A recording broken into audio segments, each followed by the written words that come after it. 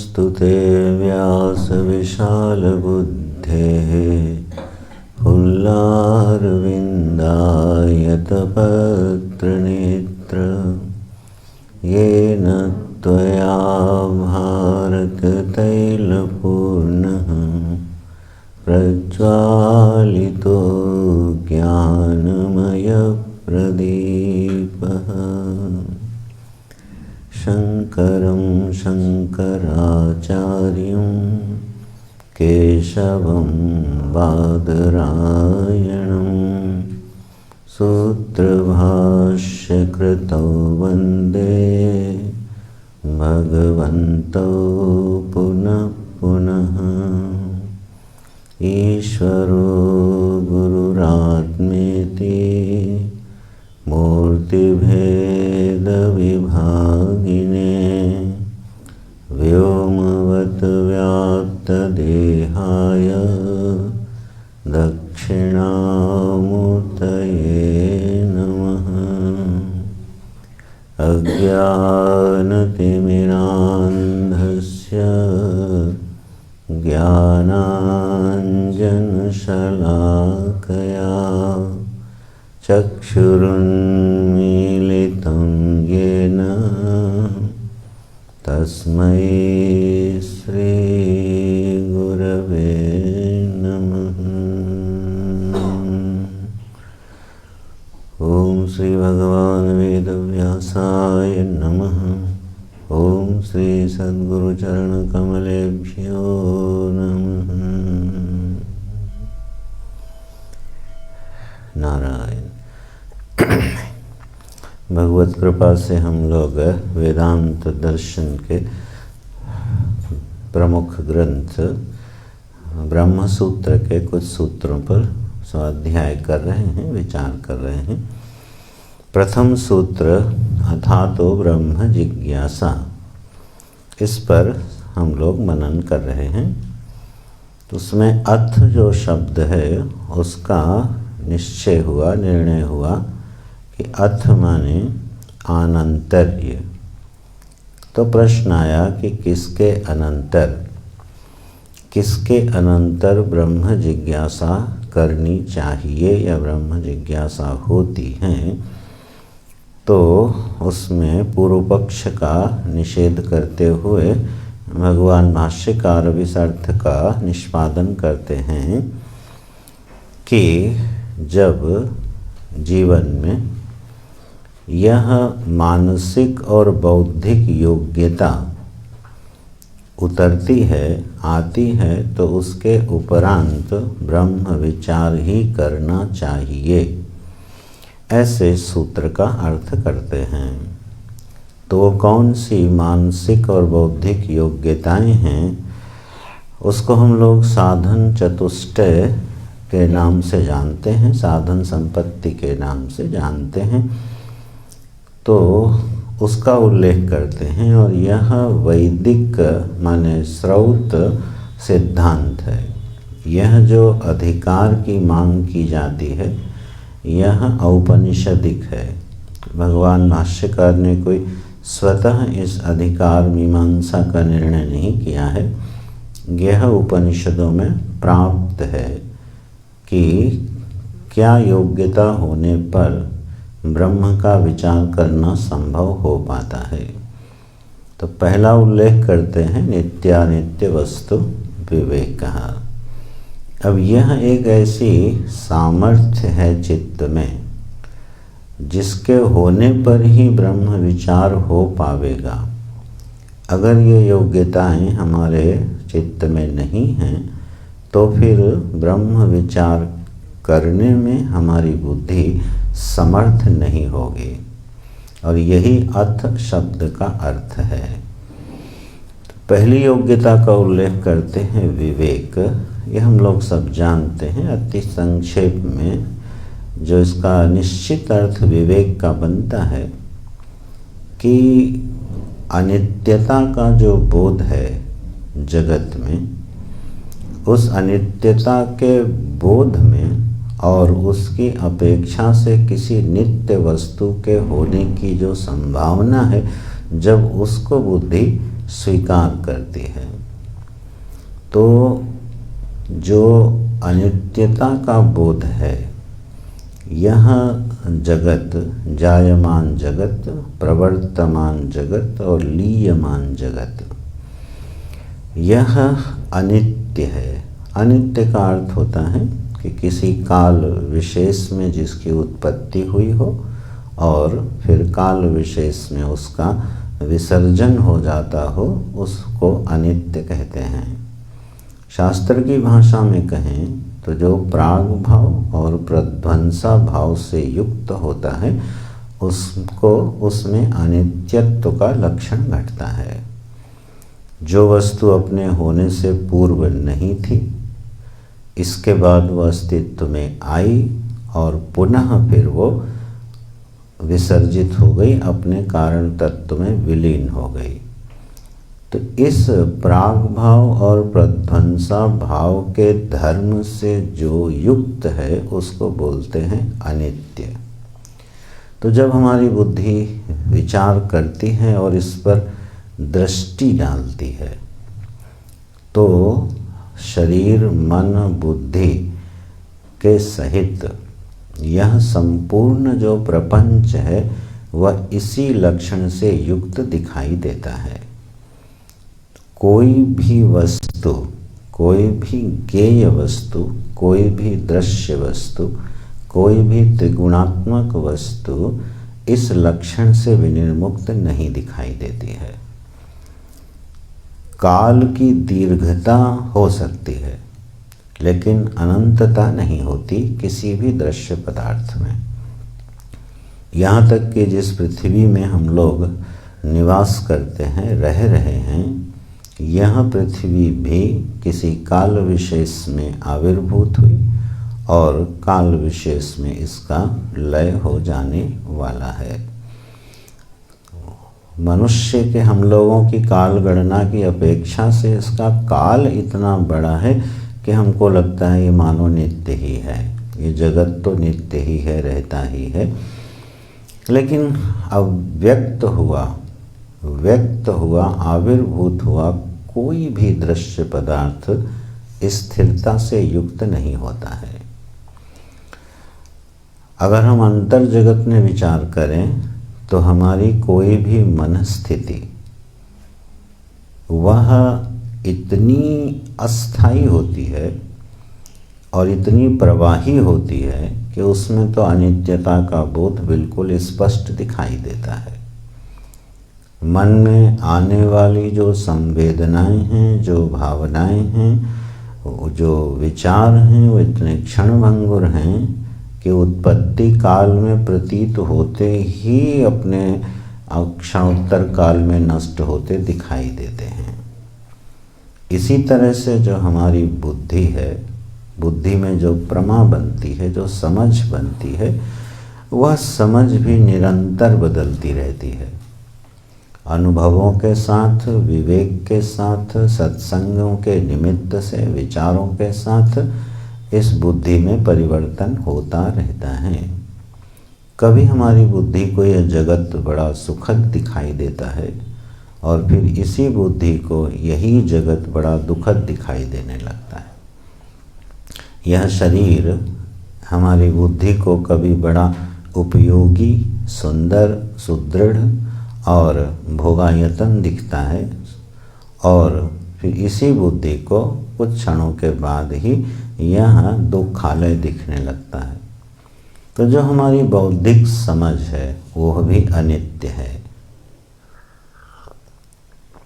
जहाँ भी अनित्यता होगी वहाँ प्राग भाव और प्रध्वंसा भाव का लक्षण दिखाई देगा। दूसरा, अनित्यता में एक दर्शन और होता है।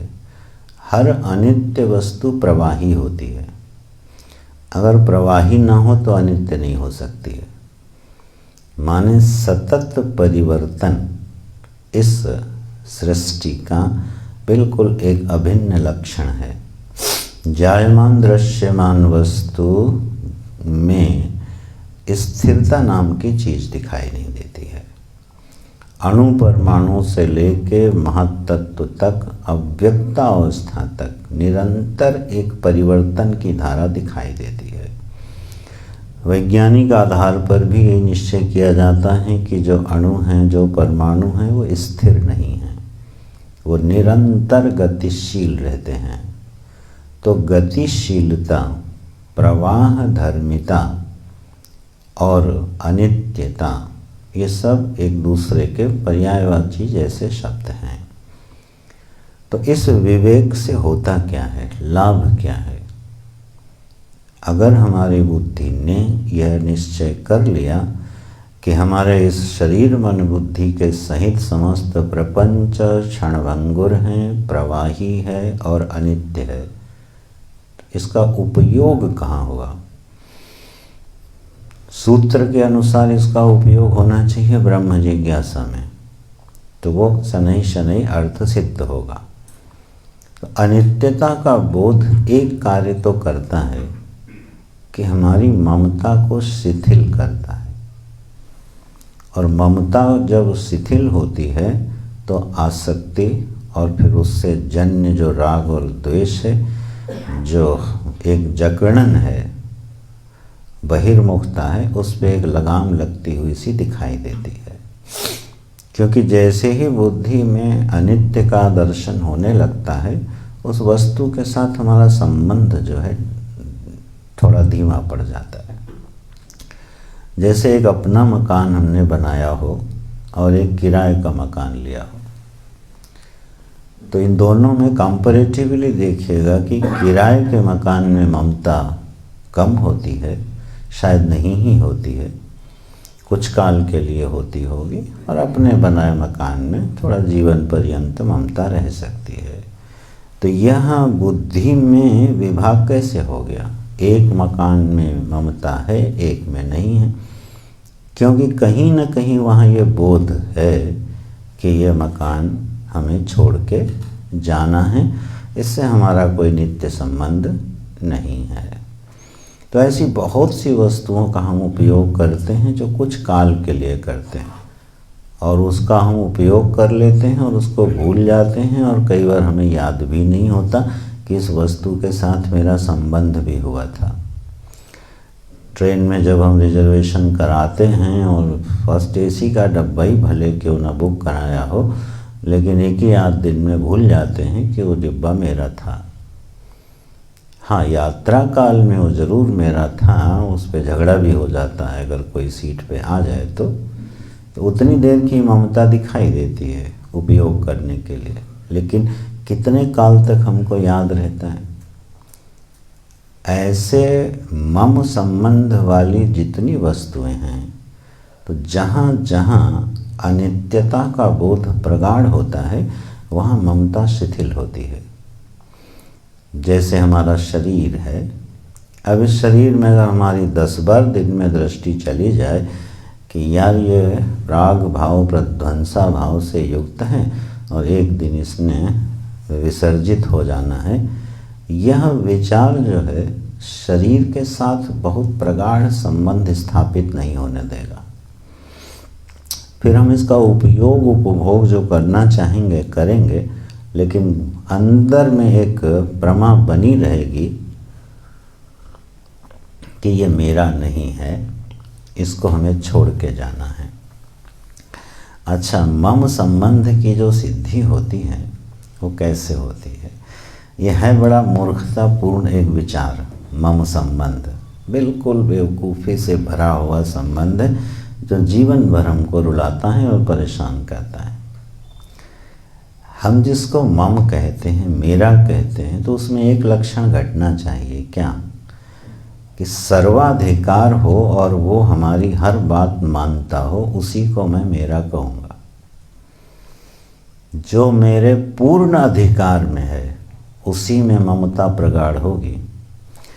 जैसे हमारा पुत्र हो और अगर हमारा वो सर्वतोभावेन आज्ञाकारी हो तो ममता ज़्यादा होगी।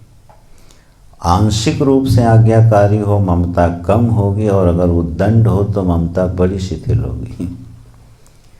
मम संबंध सिद्ध ही तब होता है जब वस्तु मेरे पूर्ण अधिकार में हो। ठीक। और आश्चर्य की बात यह है क्योंकि ये क्षण भंगुर है, प्रवाही है, प्राग भाव प्रध्वंसा भाव से युक्त है, इसलिए यह भाव सिद्ध हो ही नहीं सकता। जिस शरीर को मैं मेरा कहता हूँ वह शरीर मेरी कितनी आज्ञा का अनुशीलन कर पाता है? अगर करता होता तो हम में से कोई वृद्ध होता नहीं। मैं अपने शरीर को आज्ञा देता कि तुम्हें वृद्ध नहीं होना है, और वो कहता यस सर मैं वृद्ध नहीं होऊंगा, तो ममता पक्की मानी जाती। लेकिन जिस पे हम मम भाव सिद्ध करना चाहते हैं वो हमारी एक बात मानता नहीं। हमको भ्रम होता है कि ये चीज़ हमारे अधिकार में है। वस्तुतः कोई भी वस्तु किसी भी व्यक्ति के पूर्ण अधिकार में कभी नहीं होती है, हो नहीं सकती। तो फिर ममता क्यों? मम भाव तो वहीं सिद्ध होना चाहिए जहाँ मैं पूर्ण अधिकार के साथ वस्तु का उपयोग कर सकूं। तो यह सिद्ध होता दिखाई नहीं देता। तो अनित्यता का जो बोध है जब हमारी बुद्धि को स्पर्श करता रहता है तो वो हमको चिपकने नहीं देता, उसमें उलझने नहीं देता, और हम कहते हैं अरे चलो जाने वाला है, इसको छोड़ो, कोई बात नहीं, चलता है। ऐसे ही परिस्थितियाँ आती हैं, भाव स्थितियाँ आती हैं, मनस्थितियाँ आती हैं, हम झटक देते हैं, अरे अभी आई हैं चली जाएंगे। तो अनित्यता का बोध का ये लाभ होता है। इसी को साधन संपत्ति में विवेक के नाम से जाना गया। तो विवेक कब पूरा होगा? अनित्यता का दर्शन तो हो, लेकिन बुद्धि में किसी नित्य वस्तु की संभावना भी हो कि संपूर्ण प्रपंच के व्यतिरिक्त ऐसी कोई अन्य वस्तु भी होनी चाहिए जो शाश्वत हो, जो नित्य हो। तब वह बुद्धि विवेक करती है कि यहाँ नित्य क्या है, और देखिएगा यहीं से ब्रह्म जिज्ञासा प्रारंभ हो जाती है। ये जो अथ शब्द का अर्थ यहाँ निश्चित किया है भाष्यकार ने, इसका पर्यवसान स्वतः ब्रह्म विचार में होता हुआ दिखाई देता है। इसलिए जो सूत्र बनेगा ना, था तो ब्रह्म जिज्ञासा, उसका बड़ा सुंदर अर्थ निष्पन्न होता है। तो यह एक बौद्धिक योग्यता की मांग करते हैं ब्रह्म जिज्ञासा के पूर्व में। यही आनंतर्य है। तो पहला विवेक लिया और दूसरा फिर विराग लिया। भाष्यकार ने वही परिभाषा दी, यह मूत्रार्थ भोग विराग। तो वैराग्य जो है एक भाव है, ये भी ध्यान रखिएगा। ये सब हमारे अंडरस्टैंडिंग्स हैं, प्रमा हैं। ये कोई कर्मानुष्ठान नहीं है, ये कोई क्रियाशीलता नहीं है, ये हमको कुछ करना नहीं है। ये हमारी बुद्धि में उत्पन्न होने वाली एक समझ है। इसी समझ का नाम साधन चतुष्टय संपत्ति है। ये पूरी की पूरी तरह से अंतरंग हैं। आधुनिक भाषा में कहें तो साइकोलॉजिकल हैं। फिजियोलॉजिकल कैरेक्टर पूरी साधन संपत्ति में एक नहीं दिखाई देता है। तो दूसरी समझ जीवन में ब्रह्म विचार के पूर्व क्या होनी चाहिए, तो उसका उल्लेख करते हैं वैराग्य होना चाहिए। एक बड़ा विषय है, इन वैराग्य का जो मूल लक्षण है, जो पूज्य गुरु जी क्या करते रहे कि वैराग्य माने होता है वस्तुओं में आसक्ति का अभाव। दृश्य वस्तु में आसक्ति के अभाव का नाम वैराग्य है। और फिर उसको बढ़ाते थे, हमारे सुख का साधन नहीं है ये, तो वैराग्य होगा। बड़े ढंग से समझाते थे, बोलते थे अनित्यता के बोध से वैराग्य नहीं होता। जैसे शरीर है, हमको मालूम है अनित्य है, तो इस अनित्यता के बोध से वैराग्य नहीं होता। मान लो एक वस्त्र हम पहनते हैं, हमको मालूम है कि पहनेंगे ये गंदा भी होगा, धोना भी पड़ेगा, फटेगा भी, लेकिन इस बोध से वैराग्य तो नहीं हो जाता। अनित्यता का बोध ममता को शिथिल भले करता हो, वैराग्य का उत्पादक नहीं होता है। तो वैराग्य का उत्पादक कहाँ है? तो जो गीता जी में भगवान ने इसका सूत्र दिया, शायद कोई बता पाए। जा रही बुद्धि कुछ। जन्म मृत्यु जरा व्याधि दुख दोषानुदर्शन, ये वैराग्य का हेतु भगवान ने गीता में दिया। कोई वस्तु अनित्य है इसलिए वैराग्य होगा, ऐसा नहीं, बल्कि उल्टा हो सकता है कि यार ये कुछ ही दिन का शरीर है, जितना खा पी लो मौज कर लो उतना बढ़िया। तो यहाँ तो वैराग्य के बजाय राग हो गया। अनित्यता के बोध ने राग पैदा कर दिया कि अब जो कुछ थोड़े दिन का है, तो 4 दिन की चांदनी, तो बोले 4 ही दिन सही, चांदनी में रह लो। तो वो वैराग्य नहीं उत्पन्न हुआ नित्यता के बोध से। भगवान ने गीता में वैराग्य का जो उत्पादक हेतु बताया है, वो बताया है दुख दोषानुदर्शन। जब हमें वस्तु में दुख और दोष का दर्शन होने लगेगा, वहाँ से वैराग्य हो जाएगा। तो अनित्यता का बोध परिवसित होता है एक समझ के साथ वैराग्य में कि ये दृश्य में या पूरे जीवन में किसी भी परिस्थिति में ये ताकत नहीं है कि वो हमको सुखी कर सके। अखंड अजस्र सुख की मांग को पूरा करने की ताकत किसी में नहीं है, बल्कि उल्टा है कि वस्तुएं सुख कम और दुख ज़्यादा देती हैं। ये शरीर सुख कम देता है और दुख ज़्यादा देता है। ये मन सुख कम देता है और दुख, विक्षेप और अशांति ज़्यादा देता है। धन और यश और पद भी अगर विचार करो तो इन लोगों ने हमें सुख कम दिया और दुख ज़्यादा दिया है।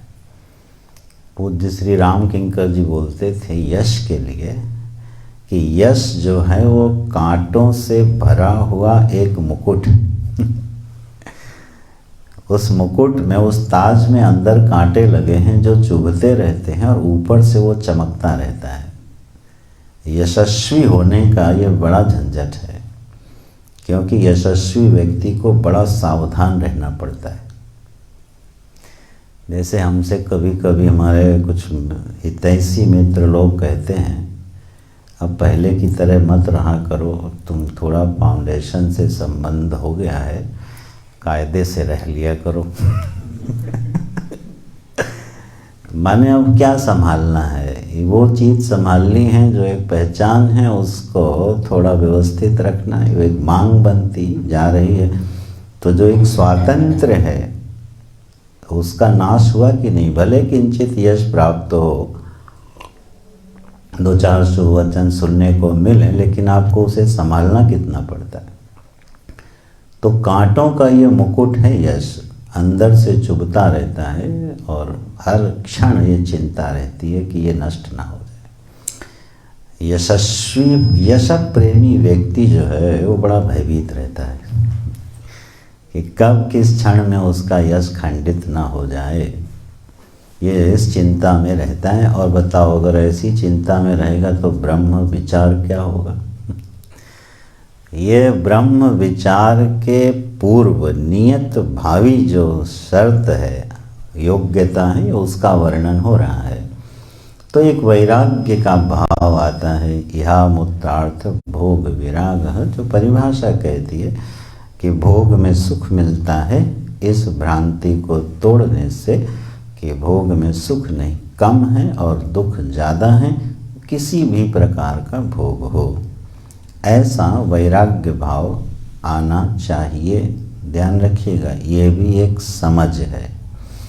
ये जितनी साधन संपत्ति हैं ये सब हमारी एक समझ है, अंडरस्टैंडिंग है।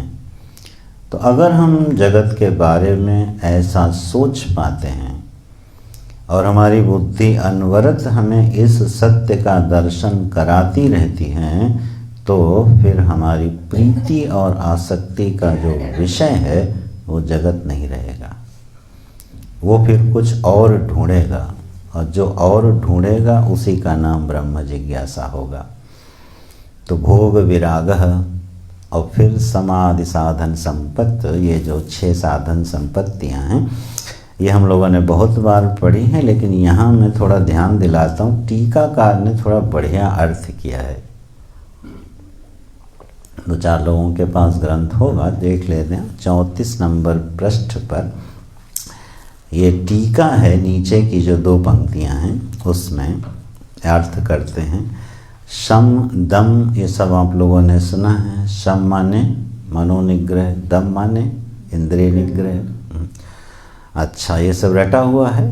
समः कहा इन मनोनिग्रह समः, मन का निग्रह कर लेना शम है। अब परिभाषाएं टीकाकार ने थोड़ी खूबसूरत बनाई हैं, थोड़ा देखते हैं।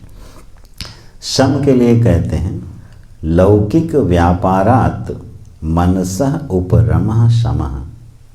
देख रहे हैं परिभाषा में कैसे उत्कर्ष हुआ तत्वबोध की परिभाषा से कैसे उत्कर्ष हुआ।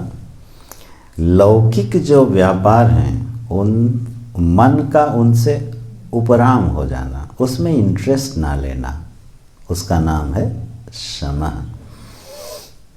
जो हमारे स्वधर्म हैं, जो हमारे कर्तव्य हैं, जो नियम आदि कर्म हैं, जो जगत के व्यवहार हैं, उसमें इंटरेस्ट का कम हो जाना, हमारी रुचि का कम हो जाना, ये मन के निग्रह का फल है, माने मनोनिग्रह का स्वरूप है कि हमारा जो इंटरेस्ट एरिया है वो धीरे धीरे खत्म होता चला जाता है। और ऐसा सभी साधकों के अंतर्मुखी लोगों के जीवन में देखा जाता है कि बहुत सारे लौकिक कार्यों में वो अपना हाथ नहीं डालते। जहाँ वो उलझ जाएं और उलझते चले जाएं, वो अत्यावश्यक कार्य में जो जीवन के लिए ज़रूरी है उसी को स्वीकार करते हैं। जो उपयोगी है, जो उनके अध्यात्म का सीढ़ी बन सकता है, उसको स्वीकार करता है साधक, बाकी से उपराम होता चला जाता है। तो ये लौकिक व्यापार से मन का हट जाना शम है। और बाह्य करना नाम उपरमो दमः, जो इंद्रियां हैं उनका अपने विषय से उपराम हो जाना। ये उपराम शब्द दे रहे हैं, निग्रह शब्द टीकाकार में है। निग्रह में और उपरामता में एक अंतर होता है।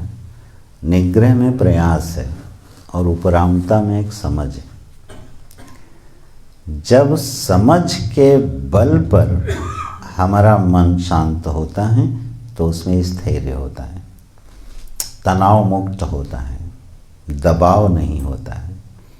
और इसी तरह से जो इंद्रियां हैं उनके जो अनंत विषय हैं, एक एक इंद्रिय के विचित्र भेद से अनंत विषय हो जाते हैं।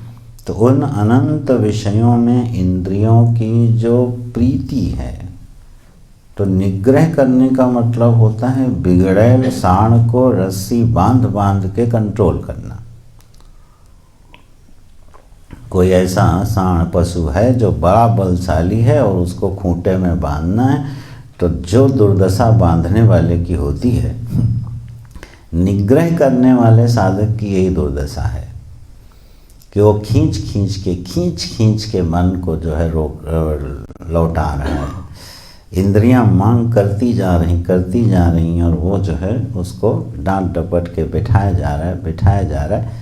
ये जरा बड़ा प्राइमरी स्टेज वाला मामला है। एक समझ पैदा होती है और इंद्रियां उपराम हो जाती हैं। गीता जी में भगवान ने इसको कहा ऐसे कहा है, विषयाः विनिवर्तन्ते निराहारस्य देहिनः। वहाँ विनिवर्तन्ते क्रिया का कर्ता कौन है? विषय है। विषय उस आदमी को छोड़ के चले जाते हैं। व्यक्ति अब विषय को छोड़ के नहीं भाग रहा, विषय ही कहते हैं ये आदमी अब हमारे काम का नहीं रहा। बहुत ही सुंदर ढंग से वो बात कही गई है। तो जब विषय ही हमारे पास आने में शर्माने लगे, ठीक है, तब समझो कि इंद्रिय का निग्रह सधने लगा। शब्द स्पर्श रूप रस गंध। अब जैसे मान लो हम लोग थोड़ा सा एकांत प्रेमी हो गए और सत्संग रुचिकर हो गया है, ठीक है, तो जो शोर शराबा है, ठीक है, उससे एक स्वाभाविक अरुचि है कि नहीं? जैसे क्लासिकल सिंग सुनने वाले को डीजे से स्वाभाविक अरुचि होती है। इसी तरह से जब हमारी बुद्धि इस सत्य को छूने लगती है कि यार कीमती चीज़ कुछ और है और उसको ढूंढने की तलाश में वो व्यर्थ की चीज़ों को छोड़ता चला जाता है, ये जो उपरामता है ये बड़ी सुंदर लगती है और सहज होती है। यहाँ तनाव नहीं है, दबाव नहीं है, एक झगड़ा झंझट नहीं है अंदर। इस समझ के साथ इंद्रियों का उपराम हो जाना और सिर्फ विषय का उपयोग कर लेना, इसको बोलते हैं दम। अब जरा उपरति के लिए देखिए क्या किए हैं अर्थ। ज्ञानार्थम विहित नित्यादि कर्म संन्यास उपरति। इसी पर कल बात हो रही थी। यही बड़े सावधानी से समझने वाली पंक्तियां हैं। ज्ञानार्थम लिखा है, ज्ञान की प्राप्ति है प्रयोजन, उसको बोलेंगे ज्ञानार्थ, उद्देश्य। उस उद्देश्य के लिए जो विहित नित्यादि कर्म है उनका भी संन्यास कर देना या छूट जाना, उसको बोलते हैं उपरति ही। ये है उपरामता। चलो कहीं दिया जाए, जो कर्तव्य कर्म है, ठीक, जो स्वधर्म निष्ठ कर्म है, जो नित्य नैमित्तिक प्रायश्चित और उपासना ये प्राप्त कर्म हैं, इन कर्मों को भी ज्ञान के प्रयोजन से अगर संन्यास कर दिया जाए तो कोई दोष लगता नहीं है। कर्तव्य का त्याग अगर मुमुक्षा की पूर्ति में होता हो तो कर्तव्य त्याग का दोष लगता नहीं है, पक्की बात है। नहीं तो फिर वो गृहस्थ ब्रह्मचर्य आश्रम से संन्यास आश्रम का विधान श्रुति नहीं करती, क्योंकि ब्रह्मचर्य आश्रम के बाद कर्तव्य रूप से प्राप्त होता है गृहस्थाश्रम। प्रजातंतुम मां विवच्छेत्सि ही, ऐसा आदेश है कि हर ब्रह्मचारी को गृहस्थाश्रम में प्रवेश करके प्रजा संतति विस्तार करके यज्ञादि नित्य नैमित्तिक कर्मों को करना चाहिए। ये विधि वाक्य हैं वेद के। लेकिन इनका उत्सर्ग, इनका अपवाद कहाँ प्राप्त हो जाता है? जब व्यक्ति ज्ञानार्थ हो करके इनका त्याग करता है। इसको बहुत सरल ढंग से अगर हम एक वाक्य बनाएं, उच्चतर प्रयोजन के लिए निम्नतर संबंधों को, निम्नतर कर्तव्यों को छोड़ने में कोई बुराई, कोई दोष नहीं लगता है। ये बिल्कुल सदा हुआ नियम है, सब जगह लगेगा। उच्चतर प्रयोजन के लिए, समष्टि के लिए व्यष्टि का त्याग कर देना, ठीक है। जैसे प्रभु श्री राम ने समष्टि हित के लिए जानकी जी का परित्याग कर दिया। हालांकि वो व्यष्टि धर्म से उचित नहीं था, जानकी जी का परित्याग करना उचित नहीं था। कुछ लोग तो ऐसे कहते हैं कि किसी और को राजा बना के उनको राजपद ही छोड़ देना चाहिए था। ये भी तो समाधान था। ना आप राजा रहते और ना आपके राजा का कर्तव्य रहता तो आपको जानकी जी का परित्याग नहीं करना पड़ता। खैर, विषय ये है कि समष्टि हित जहाँ उपस्थित होता है वहाँ व्यष्टि का बलिदान किया जा सकता है, उसमें कोई दोष लगता नहीं है। तो ये बिल्कुल अंतर विवेक की बात है। अगर इस वाक्य को हमने आश्रय बना के जीवन में इसका दुरुपयोग किया तो समझो न इधर का रहेगा आदमी न उधर का रहेगा, धोबी का कुत्ता न घर का न घाट का। ये बिल्कुल अंतर विवेक से आना चाहिए कि मैं व्यष्टि धर्म छोड़ रहा हूँ किसके लिए। अब पता चला सुबह 4 बजे उठने का और स्नान का नियम छोड़ दिया। क्यों छोड़ दिया? क्योंकि मैं ध्यानी हो गया। ये बात बिल्कुल ठीक है। अगर आप सुबह प्रातः काल उठ के ध्यानस्थ हो सकते हैं तो आप अपने नित्य कर्मों को विलंब से कर सकते हैं, कोई दोष नहीं लगेगा। लेकिन 2-4 दिन तो ध्यान किया, उसके बाद ध्यान भी छोड़ दिया और प्रातः काल का स्नान भी छोड़ दिया, तो दोनों से गए। तो यहाँ पर जो शासन करेगा ना वो हमारा विवेक करेगा। यहाँ कोई ग्रंथ आपको आदेश देने आने वाला नहीं है। हाँ, यहाँ कोई शासन अनुशासन मार्सल्ला लगने वाला नहीं है। ये हर व्यक्ति के अंतर जीवन की अंतर कथा है और उसको हर रोज ये निर्णय करना होता है कहाँ प्रवृत्ति है और कहाँ निवृत्ति है। सात्विक बुद्धि का लक्षण यही है, जो प्रवृत्ति और निवृत्ति को जानती है। तो हो सकता है प्रतिदिन हमको ये करना पड़े, कभी कर्तव्य कर्म का पालन करना पड़े और कभी छोड़ना पड़े। इसलिए यहाँ उपरति का अर्थ किया है विहित नित्यादि कर्म संन्यासः उपरतिः। और तितीक्षा तो शीतोष्णादि द्वंद्व सहनम। तितीक्षा का सीधा अर्थ होता है कि प्राप्त परिस्थिति को स्वीकार कर लेना और अपने चित्त को विक्षिप्त होने से बचा लेना। बस इतना ही अर्थ तितीक्षा का होता है। जो भी जीवन के द्वंद्व आते हैं शारीरिक स्तर पर और मानसिक स्तर पर, वो हमें परेशान न करें। इसके लिए गुरुजी बड़ा उदारवादी दृष्टिकोण अपनाते थे। बोलते थे शीतकाल में आपको वस्त्र नहीं पहनने क्योंकि आप तपस्वी हो, ठीक, और रात भर में 1 कुंटल लकड़ी फूंक दोगे धोना जला के। ये तितीक्षा नहीं है कि आप 1 कुंटल लकड़ी फूंका दे रहे हो जहाँ एक रजाई से काम चल सकता था, और रात भर लकड़ी जलाते रहो, संभालते रहो और तपस्वी बने रहो। ऐसी तपस्याएं ब्रह्म जिज्ञासा वाली नहीं है, उनका रूप स्वरूप अलग है, वो धर्म ज्ञान का विषय है। ब्रह्म जिज्ञासा के लिए जो अनिवार्य शर्तें हैं उसकी सबसे मुख्य शर्त है बुद्धिमान होना, बस। तो तितीक्षा का सीधा सा अर्थ ये है कि चित्त को विक्षिप्त होने से बचाने की कोशिश करना, ऐसी परिस्थिति से बच के निकल जाना जो हमारे चित्त को विक्षिप्त करती हो, आंदोलित करती हो, परेशान करती हो, उसमें प्रवेश ना करना और संभावना हो तो उससे अपने आप को बचा ले जाना, इसका नाम है तितीक्षा। और समाधान क्या है? तो निद्रा आलस्य प्रमाद त्यागेन मनस्थिति समाधानम। बड़ी सुंदर परिभाषाएं षट संपत्ति की करी है टीकाकार ने। बोले समाधान क्या है? बोले निद्रा का, आलस्य का और प्रमाद का त्याग कर देना। इनके त्याग से जो मन की स्थिति है वो अपने चुने हुए लक्ष्य में स्थिर हो जाती है।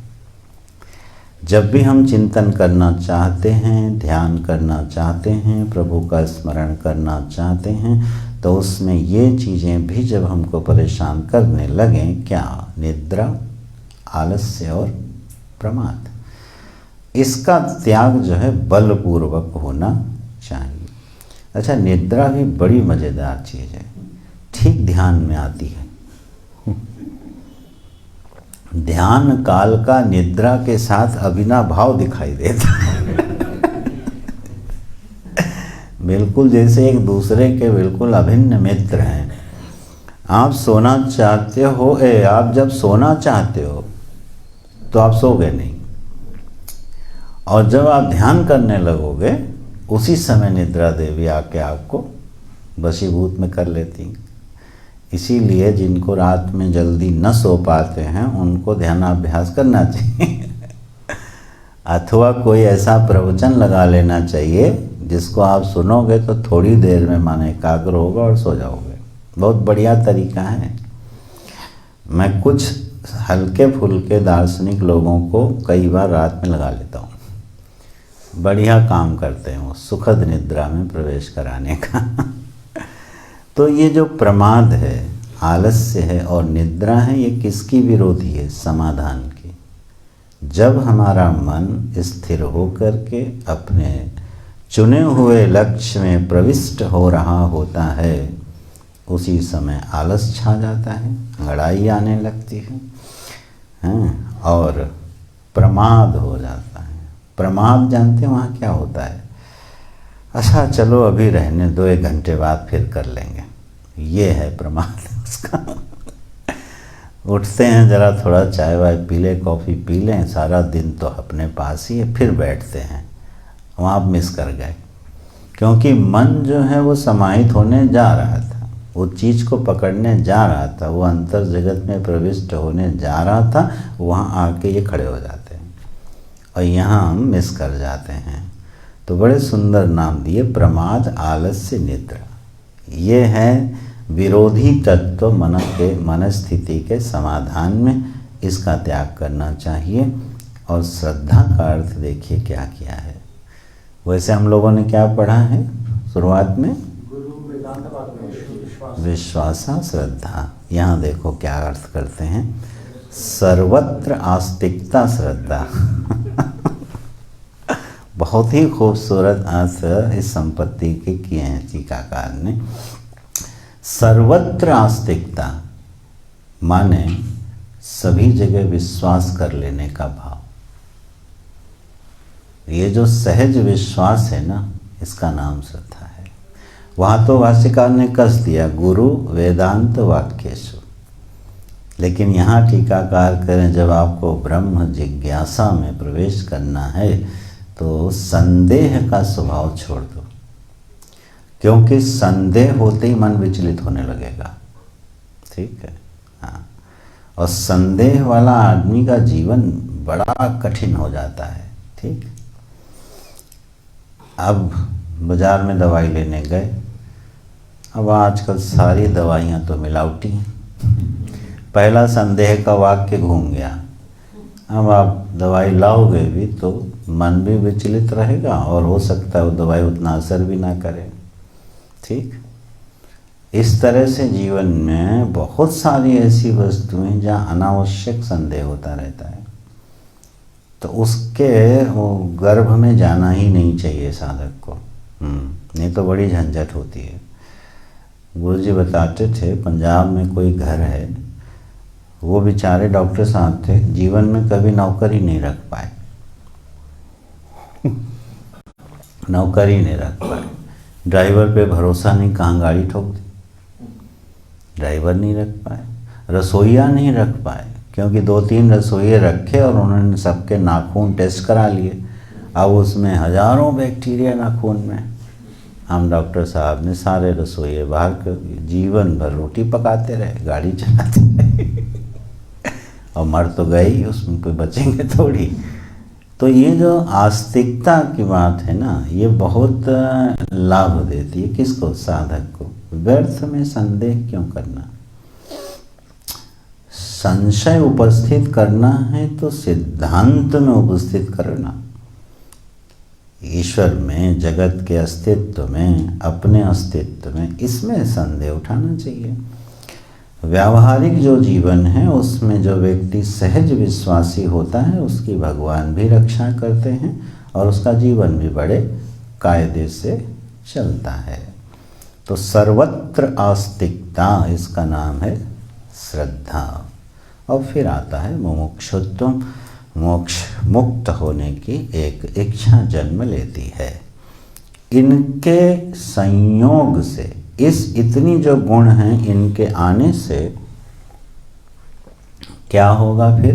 ब्रह्म जिज्ञासा। बड़ी खूबसूरत एक पंक्ति है, ध्यान दीजिएगा। तेषु ही सत्सु प्राक् अपि धर्म जिज्ञासायाः ऊर्ध्वं च शक्यते ब्रह्म जिज्ञासितुं ज्ञातुं च न विपर्यये। बोले इन गुणों के होने पर कोई भी व्यक्ति ब्रह्म जिज्ञासु हो जाता है। अब उसने धर्म जिज्ञासा करी हो अथवा न करी हो, कोई संबंध बनने नहीं दे रहे हैं धर्म का अध्यात्म से। और बड़ा विलक्षण सिद्धांत है ये। धर्म का और अध्यात्म का कोई संबंध भगवान भाष्यकार स्थापित नहीं होने दे रहे हैं। बोले व्यक्ति धार्मिक रहा हो तो भी ठीक है, धर्म ज्ञान से संपन्न रहा हो तो भी ठीक है, और अगर धर्म ज्ञान से संपन्न ना भी रहा हो, धार्मिक न भी रहा हो किंचित, तब भी अगर उसमें यह गुण आ गए, क्या कि उसको हर चीज़ में अनित्यता दिखने लगी, यार यहाँ कुछ साथ तो रहता नहीं है, सब छोड़ के चले जाता, सब कुछ छूटता चला जाता है, कोई भी चीज़ आज तक हमको एक बेहतर सुख नहीं दे पाई, केवल सुख का भ्रम कराती रही। ठीक है। और हमारा जो मन है और बुद्धि और जो शरीर हैं, ये हमारे अनुकूल कभी रहे नहीं, नित्य निरंतर अपनी मांगों को प्रस्तुत करते रहें और हम इसके पीछे दीवाने बने घूमते रहें और इसको थोड़ा कंट्रोल करते हैं, इसको समझते हैं। ये क्वालिटीज़ हैं किस शब्द की? अथ शब्द की। पहला जो सूत्र है अथातो ब्रह्म जिज्ञासा, उसमें अथ शब्द का अर्थ निर्णय किया गया इन साधन संपत्तियों के होने के अनंतर। चलिए अब पहले शब्द का अर्थ निर्धारित हो गया। अब आते हैं दूसरे शब्द पे। सूत्र का दूसरा शब्द क्या है? अतः। अतः शब्द का अर्थ क्या बनेगा? हिंदी में अर्थ बनेगा इसलिए, इसके अनंतर इसलिए ब्रह्म जिज्ञासा करनी चाहिए, लेकिन ये सही वाक्य नहीं बनेगा। भाष्यकार लिखते हैं अतः शब्दो हेत्वर्थ। अतः शब्द हेतु के अर्थ में। क्या हेतु के अर्थ में है? इन गुणों के होने के कारण अब यह अवश्यंभावी हो जाए कि आप ब्रह्म जिज्ञासा ही करो। देखिए अर्थ बदल रहा है। इनके होने पर ब्रह्म जिज्ञासा होगी, इस बात को स्वीकार नहीं कर रहे हैं अभी भी। अतः शब्द जो सूत्र में है उस बड़ा विशिष्ट अर्थ दे रहा है कि मान लीजिए हम इन साधन संपत्तियों से संपन्न हो गए तो जरूरी नहीं है कि ब्रह्म जिज्ञासु हो जाए। बोले कैसे? बोले अच्छा एक बात बताइए, एक साइंटिस्ट होता है, वो उसमें देर सवेर ये सारे लक्षण घटते दिखाई देते हैं, लेकिन वो ब्रह्म जिज्ञासु तो नहीं होता। हो सकता है मैं विवेकी भी हो जाऊं, थोड़ा वैरागी भी हो जाऊं, संयमी भी हो जाऊं, और फिर मैं कहूं मैं सृष्टि के अनगिनत छिपे हुए रहस्यों को अब सिद्ध करूंगा कि ये कैसे होते हैं। सृष्टि में कितने मंत्र होते हैं, उन मंत्रों में कौन सी ध्वनि होती है, उस ध्वनि का किस चक्र के साथ संबंध होता है। ऐसे ऐसे अद्भुत विषय हैं कि जिसमें आप प्रवेश कर जाओ, और उसमें प्रवेश करने के लिए आंशिक रूप से इन सारे गुणों की ज़रूरत है, ये सब उसमें दिखाई देते हैं। तो अतः शब्द डाल करके भगवान बादरायण ये कहना चाहते हैं कि भगवत कृपा से अगर ये गुण आ गए हैं और मुमुक्षा से जुड़ गए हैं तो अब आपको ब्रह्म विचार ही करना चाहिए। इसलिए जो अतः शब्द का अर्थ करते हुए जो आखिरी पंक्ति है तस्मात् यथोक्त साधन संपत्त्यनंतरम ब्रह्म जिज्ञासा कर्तव्या। ये 36वें पृष्ठ की पंक्ति है। इसलिए इस हेतु से क्या करना चाहिए? बोले ब्रह्म जिज्ञासा ही करनी चाहिए। माने क्या संभावना है कि अगर हमारा मन शांत है और हमारी बुद्धि सम्यक रूप से व्यवस्थित है तो हो सकता है हम ब्रह्म विचार के बजाय किसी दूसरे विषय का चिंतन, सूक्ष्म विषय का चिंतन प्रारंभ कर दें और मोक्ष देने वाली, निःश्रेयस को सिद्ध करने वाली ब्रह्म विद्या से चूक जाएं। इसलिए अथ के बाद शब्द आया है अतः।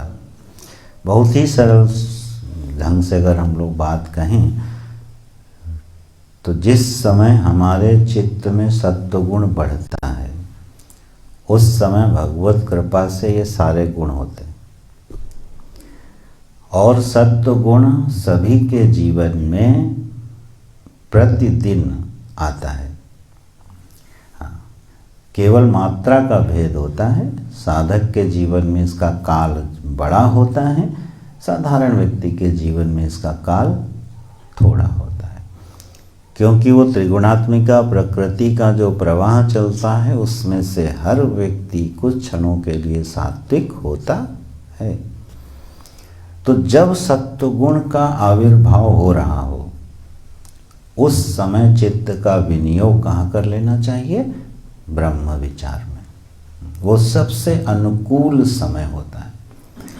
गोस्वामी जी ने जैसे चारों युग समष्टि में भी माने और फिर चारों युग व्यष्टि में भी माने। अंतर जगत में भी सतयुग आता है। तो अंतर जगत में जब सतयुग आए तो उस समय अतः शब्द का ध्यान कर लेना चाहिए। अथ घट चुका है, अतः इसलिए अब हमको क्या करना चाहिए? ब्रह्म जिज्ञासा ही करनी चाहिए।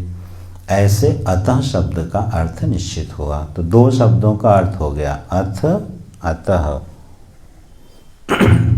अब बचा ब्रह्म जिज्ञासा। आओ ब्रह्म जिज्ञासा करते हैं। यहाँ जिज्ञासा शब्द का अर्थ क्या निश्चित करेंगे? विचार। आइए अब ब्रह्म विचार करते हैं। कल हम लोग चिंतन कर रहे थे ना, इच्छा को पैदा नहीं किया जा सकता। इच्छा हमेशा अकर्तृक होती है, सकर्तृक नहीं होती। इच्छा आती है, इच्छा कभी कर्ता बन के पैदा नहीं की जा सकती। तो हम अब ब्रह्म को जानने की इच्छा करेंगे ये नहीं है। ब्रह्म को जानने की इच्छा से ब्रह्म का विचार करेंगे। ये अर्थ बदल गया। यही अर्थ किया है भाष्यकार ने। सन प्रत्यय लगने से वो इच्छार्थक होता है। जिज्ञासा शब्द में सन प्रत्यय लगा इसलिए वो इच्छार्थक हुआ, उसमें इच्छा सन्निहित है।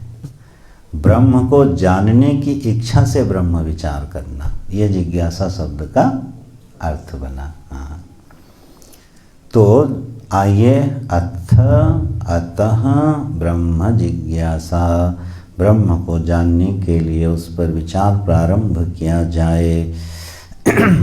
तब बोले ये ब्रह्म क्या है? बोले भाई ब्रह्म से तुम लोग ब्रह्मा या ब्राह्मण मत ले लेना। एक एक शब्द पे जो है झूले रहते हैं।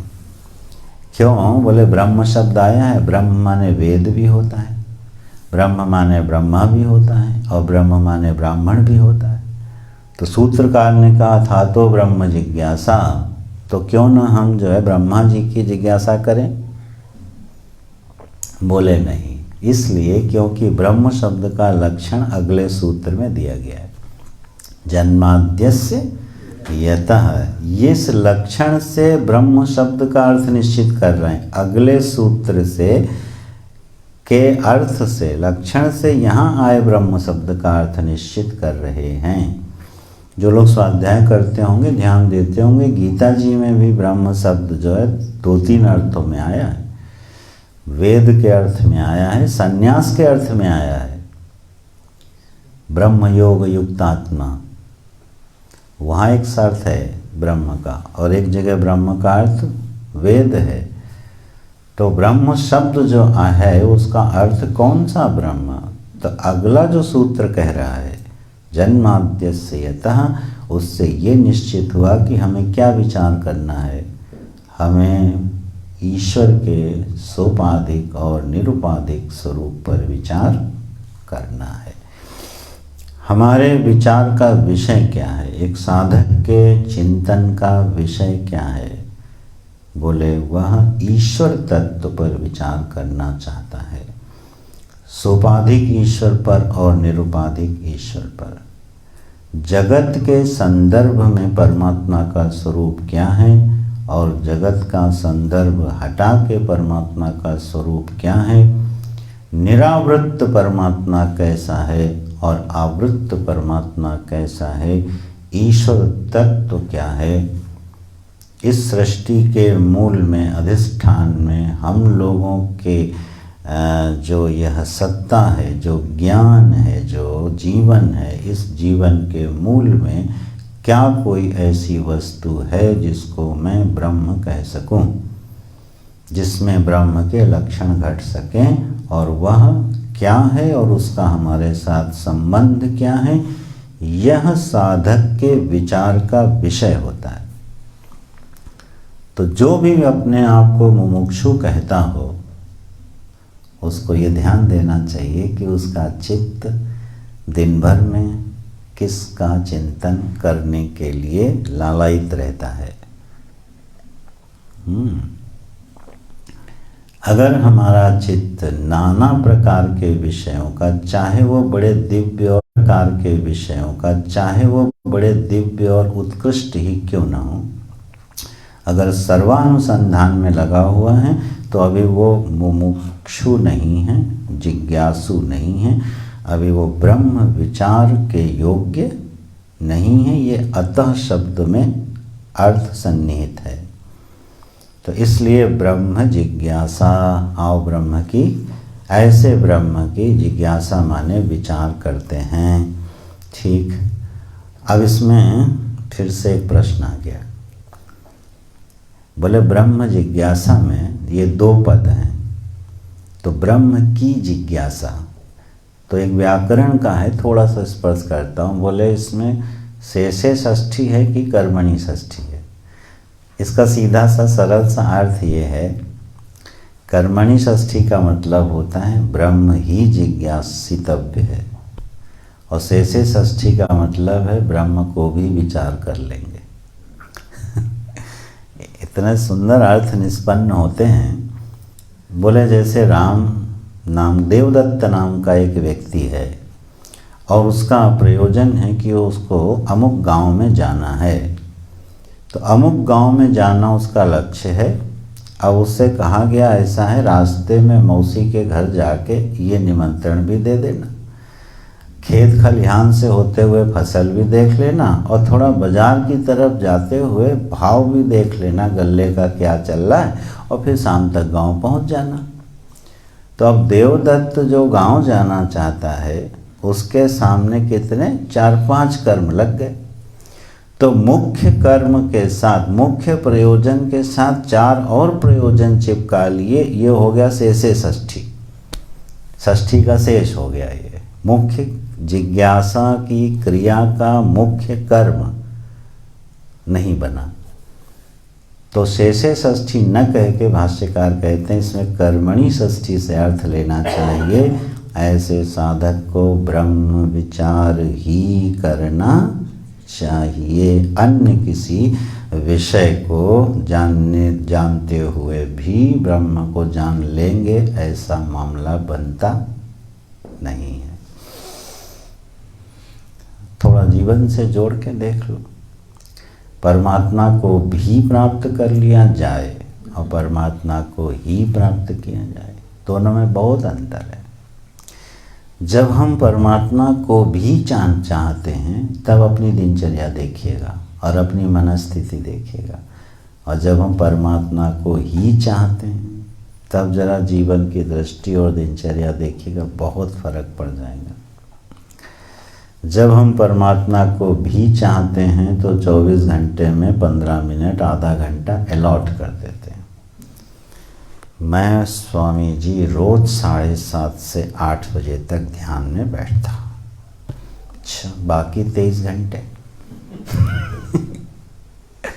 तो ये जो 7:30 से 8 बजे तक मैं ध्यान करता हूँ, 9 से 10 सत्संग सुनता हूँ, ऐसी हमारी कसी हुई दिनचर्या है। ये कहीं ना कहीं विचार कीजिएगा, ये भी और ही का अंतर है।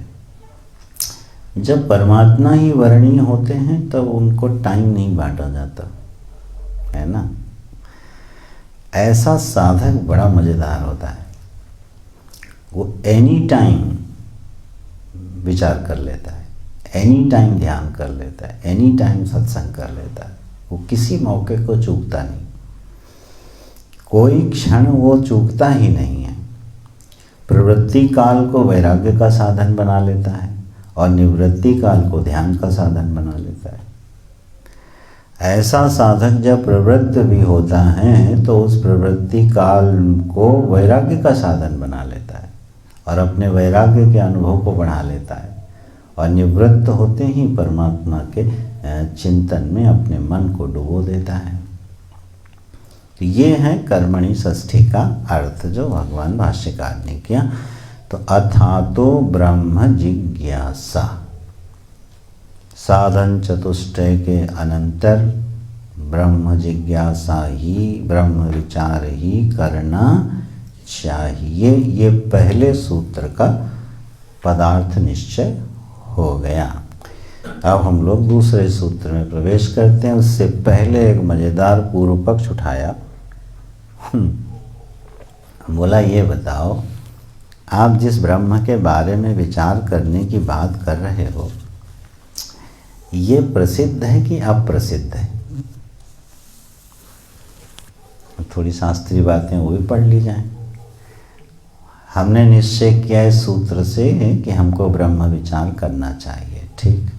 बोले, ये जो ब्रह्म है ये आपका प्रसिद्ध है कि अप्रसिद्ध है? बोले, ऐसा क्यों पूछ रहे हो? बोले, अगर प्रसिद्ध है तो विचार करने की ज़रूरत नहीं, और अगर बिल्कुल अप्रसिद्ध है तो विचार कर ही नहीं सकते।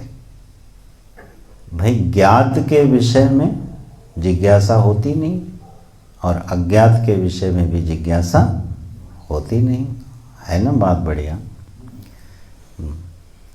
अब अग्नि मान लो उष्ण है, हमें ज्ञात है, तो कोई सभा बैठा के विचार करेंगे? जो विदित हैं, प्रसिद्ध हैं, अनुभूत हैं, उसके बारे में कोई विचार नहीं करना है, ठीक। और जो बिल्कुल हमारे ज्ञान का कभी विषय ही नहीं बनी, उसके बारे में हम विचार कैसे करें? तो ब्रह्म ज्ञात है कि अज्ञात है, ये बताइए। बोले, सर्वो ही आत्मा अस्तित्वं प्रत्येति न अहमस्मि इति। आप बिल्कुल पक्का मानो कि ये आपका जो ब्रह्म है ये बिल्कुल प्रसिद्ध है। बोले, कैसे प्रसिद्ध है? बोले, अहम के रूप में ब्रह्म जो है, आत्म वस्तु का नाम ही ब्रह्म है, ऐसा आप बोलते हो? बोले, हाँ। तो आत्मा तो सर्वतोभावेन प्रसिद्ध है। बोले, कैसे प्रसिद्ध है? बोले, अहमस्मि, अहमस्मि, मैं हूँ। इस बात में किसको शंका है?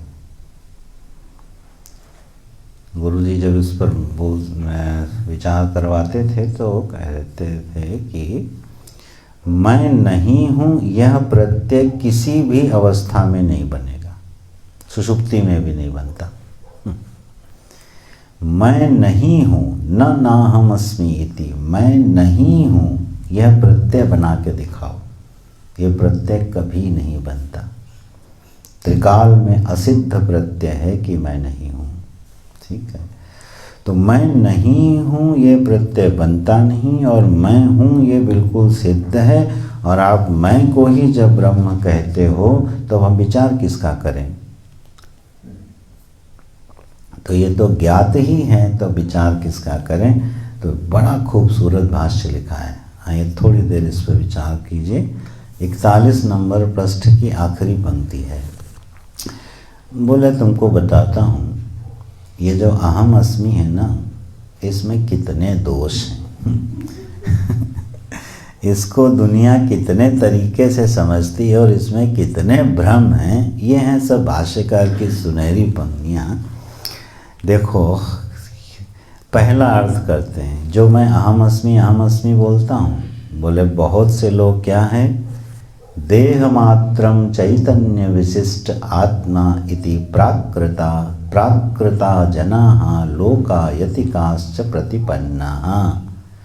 पहली समझ अहम के बारे में मनुष्यों की क्या है, बोले मैं देह मात्र हूँ और चैतन्य विशिष्ट आत्मा हूँ।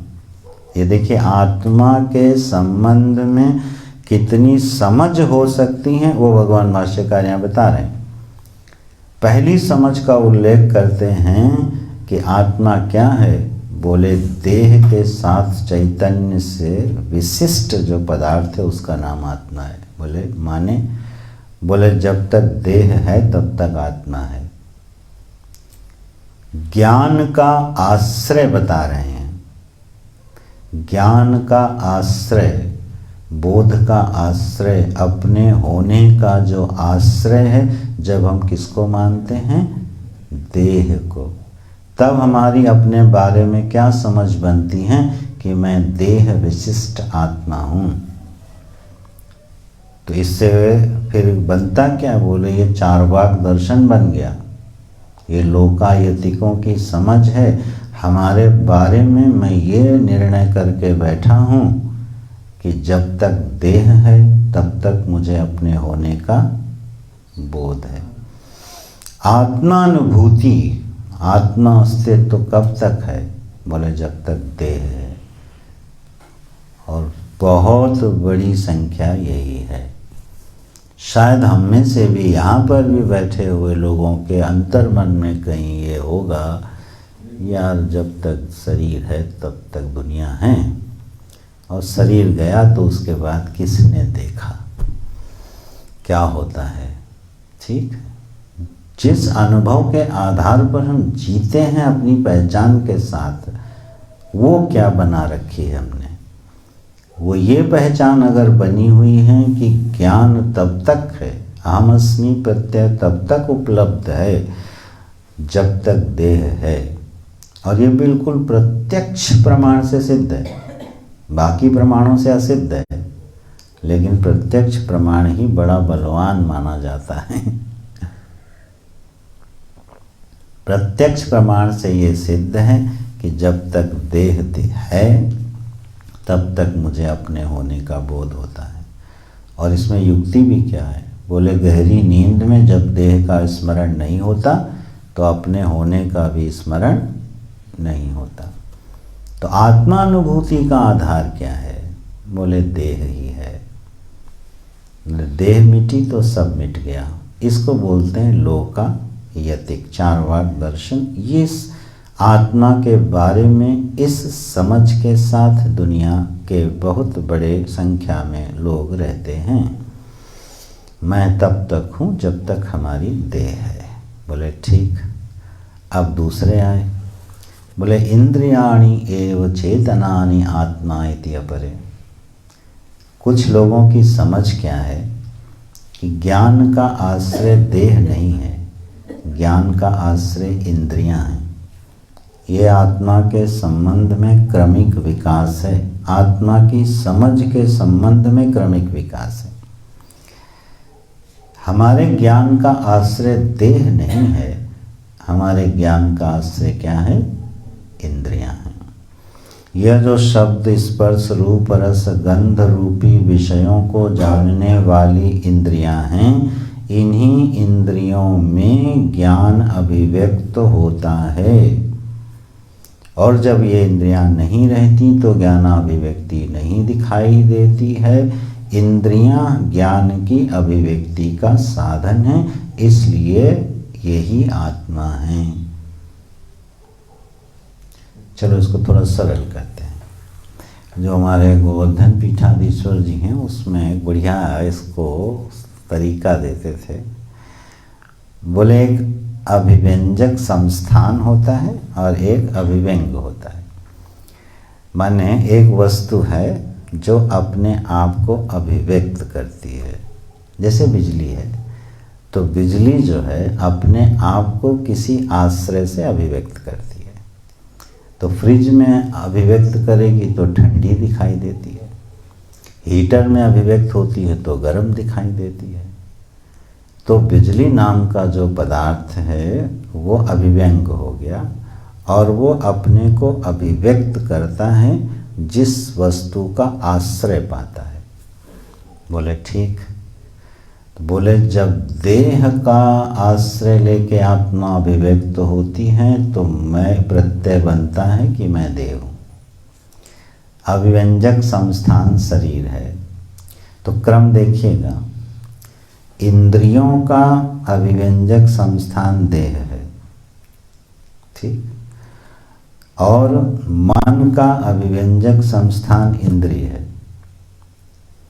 बुद्धि का अभिव्यंजक संस्थान मन है और अव्यक्त का अभिव्यंजक संस्थान बुद्धि है, और जीव अभिव्यंजक संस्थान है परमात्मा का। ये क्रम है।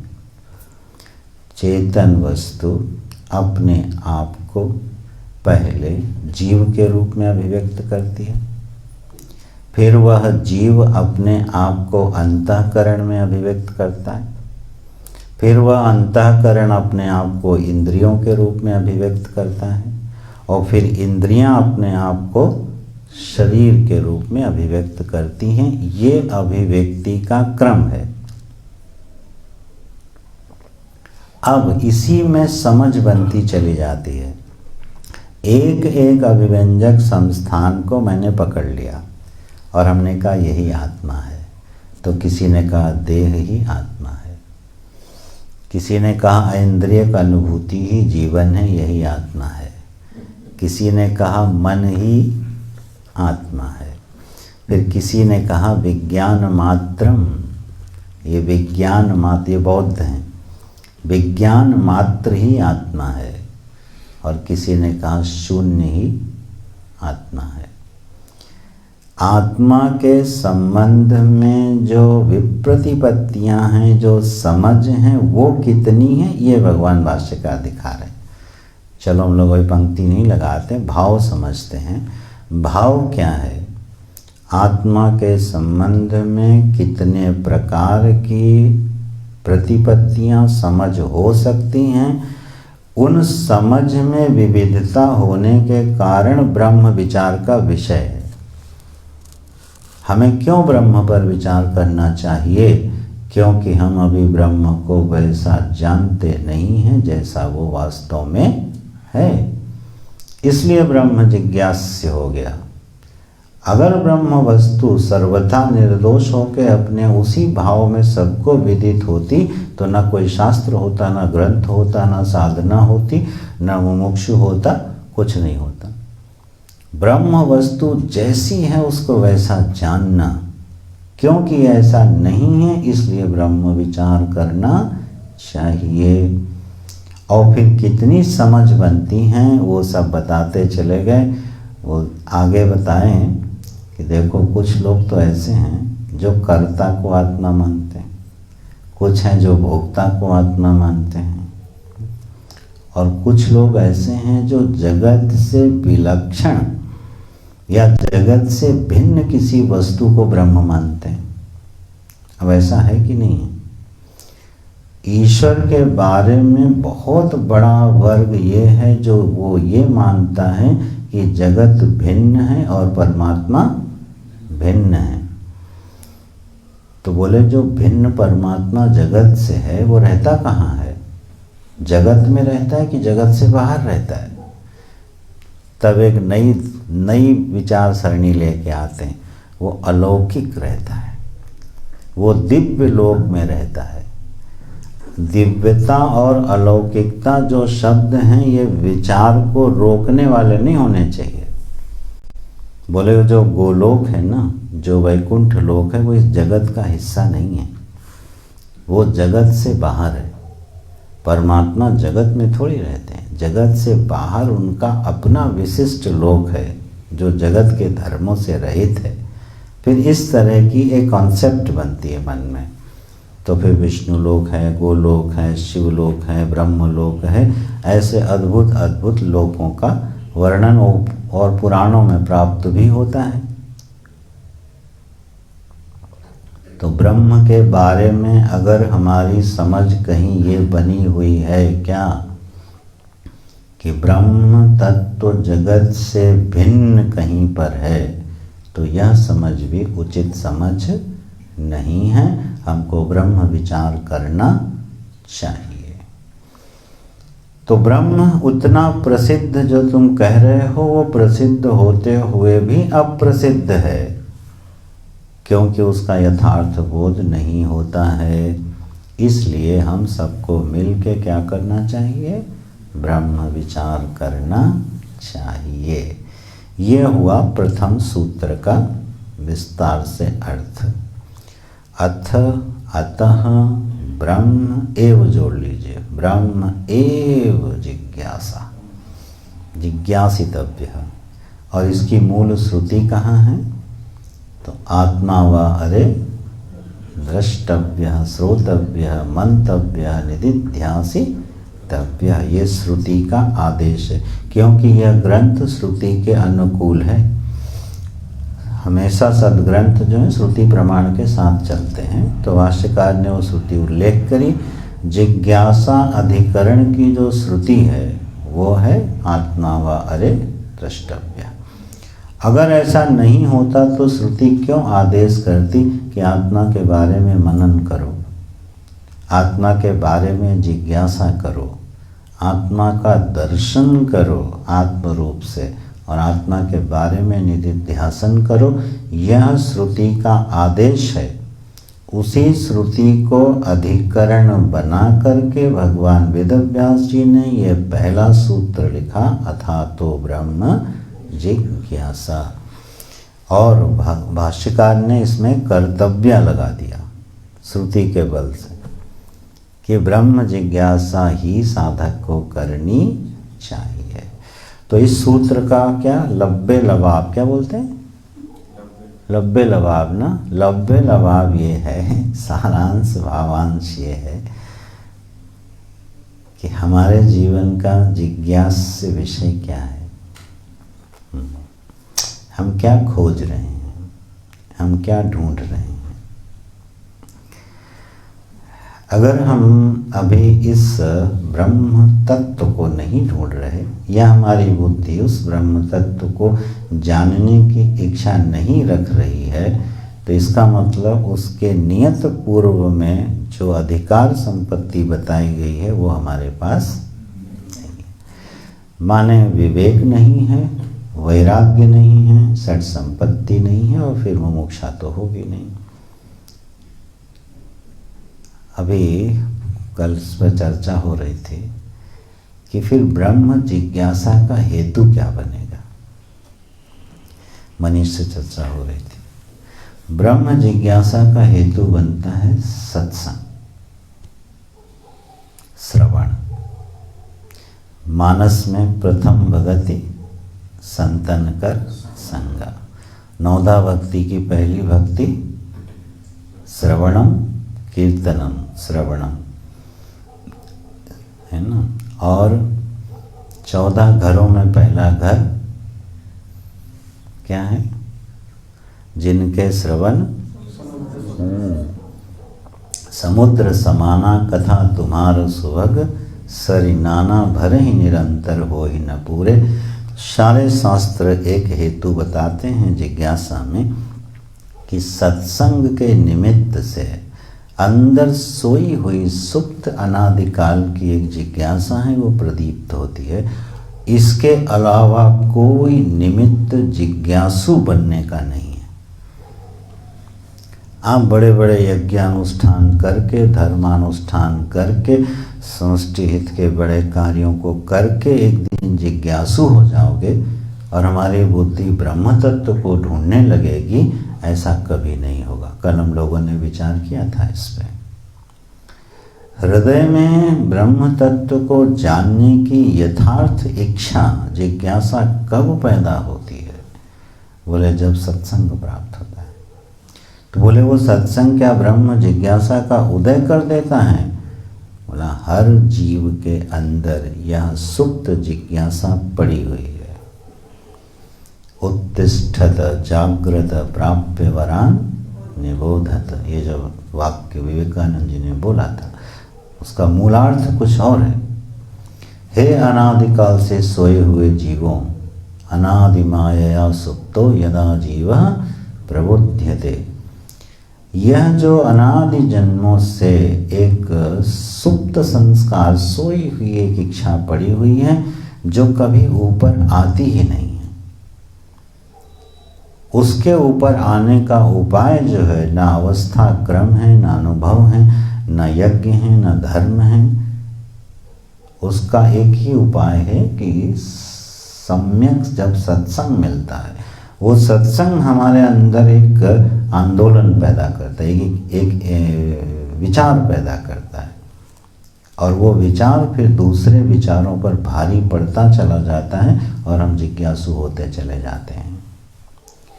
तो जिज्ञासा इसीलिए दीर्घ काल का सत्संग, सम्यक सत्संग होवे तब बुद्धि में वो उत्कंठा जागने लगती है। इसका और कोई हेतु दिखाई नहीं देता।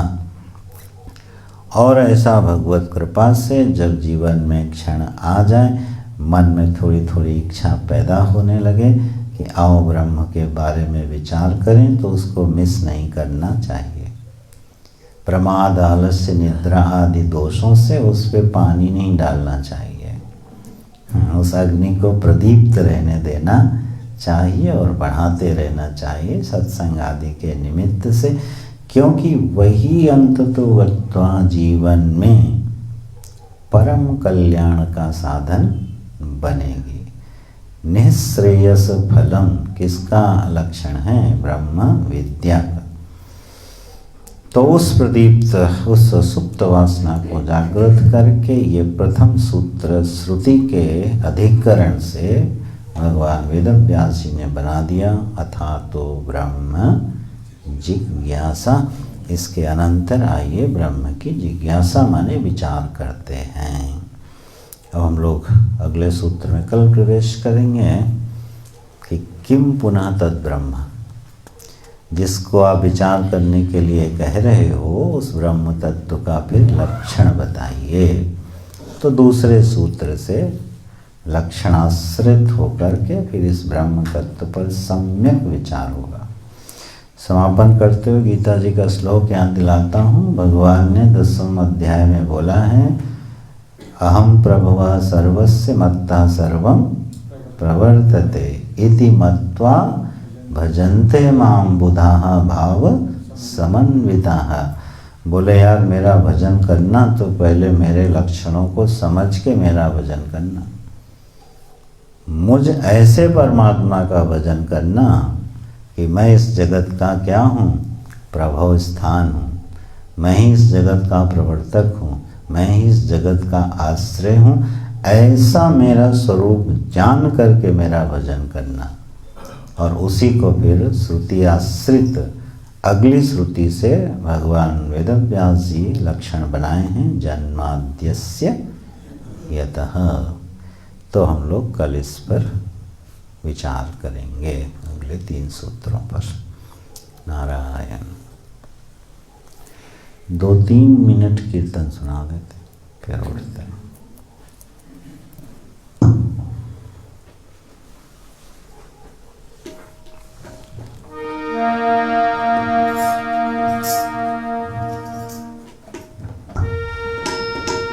गोविंद बोलो हरि गोपाल बोलो, गोविंद बोलो हरि गोपाल बोलो, राधा रमण हरि गोविंद बोलो, राधा रमण हरि गोविंद बोलो हरि गोपाल बोलो। गोविंद बोलो हरि गोपाल बोलो गोविंद बोलो हरि गोपाल बोलो गोविंद बोलो हरि गोपाल बोलो गोविंद बोलो हरि गोपाल बोलो गोविंद बोलो हरि गोपाल बोलो राधा रमण हरि गोविंद बोलो राधा रमण हरि गोविंद बोलो राधा रमण हरि गोविंद बोलो श्री राधा रमण हरि गोविंद बोलो हरि बोल हरि बोल